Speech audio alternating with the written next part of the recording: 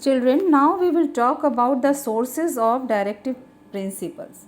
What were the sources? आपको पता है कि in history also whenever we are starting any new chapter we are talking about the sources.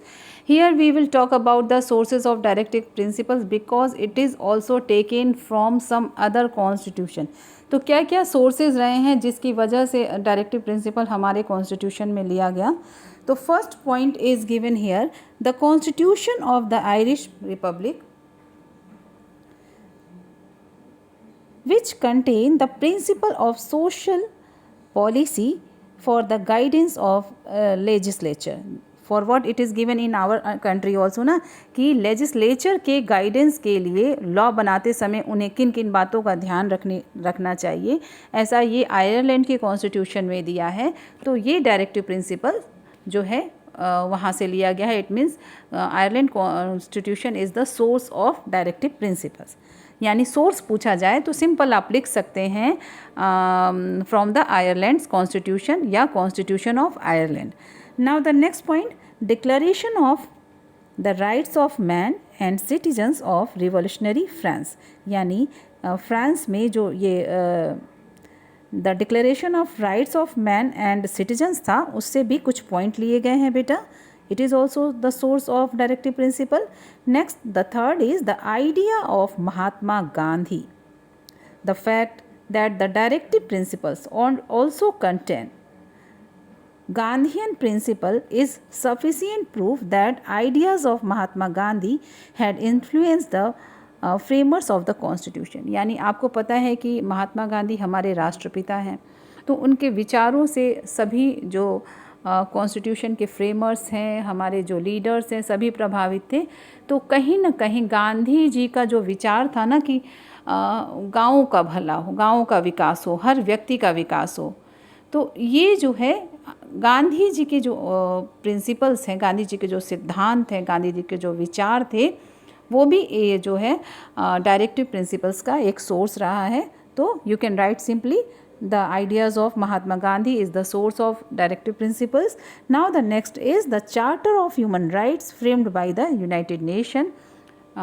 United Nation had framed the Charter of Human Rights. यानी क्या क्या basic rights जो है as a human being पूरे world के लोगों को यानी पर्सन्स को मिली होनी चाहिए, ये चार्टर ऑफ ह्यूमन राइट में लिखा है. तो डायरेक्टिव प्रिंसिपल के कुछ पॉइंट वहाँ से भी लिए गए हैं कि गवर्नमेंट को ये ध्यान रखना होगा कि वो जो कानून बना रही है उससे लोगों की ह्यूमन राइट ना छीन जाए. ठीक है, ये रीज़न होता है इसका. Now the next point is given, the universal declaration of human rights was adopted by the United nation when the constituent assembly was deliberating over the Indian Constitution.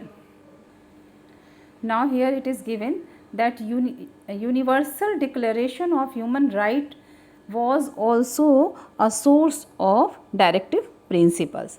Now children, 5 sources are given here. You should keep in your mind. Again I am reminding you by quick revision. First is Irish Constitution. Second is Gandhian principle, yani ideas of Mahatma Gandhi. Next, second was the Declaration of Rights of Man and Citizens of Revolutionary France. Now the third was the Mahatma Gandhi's ideas, and the next fourth was Charter of Human Rights, and the last one is Universal Declaration of Human Rights. Thank you children.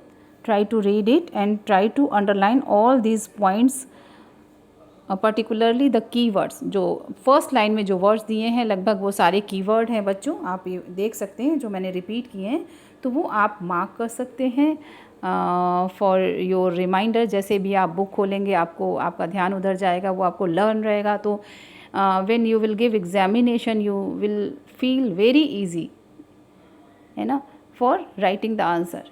when you will write the answer you will feel comfort. Okay, so try to underline the main point. Okay, thank you so much class. Try to read the chapter again, I am saying.